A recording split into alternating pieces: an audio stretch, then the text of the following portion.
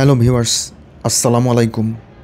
আজ আপনাদেরকে দেখাবো সৌদি আরবের পবিত্র নগরী মদিনায় অবস্থিত ইসলামের দুটি গুরুত্বপূর্ণ মসজিদ, মসজিদে কুবা এবং মসজিদ আল কিবলাতাইন।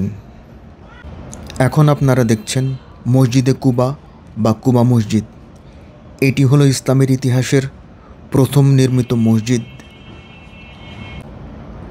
এটি মদিনার দক্ষিণ পশ্চিম দিকে অবস্থিত এবং মসজিদে নববী থেকে এর দূরত্ব প্রায় 5 কিলোমিটার। নবী মুহাম্মদ সাল্লাল্লাহু আলাইহি ওয়াসাল্লাম হিজরতের সময় এখানে কিছুদিন অবস্থান করেন এবং এই মসজিদটি নির্মাণ করেন। এই মসজিদে 2 রাকাত নফল নামাজ আদায় করলে একটি উমরা করার সমান সওয়াব পাওয়া যায়। আলহামদুলিল্লাহ। Please subscribe my channel Kamal's haven.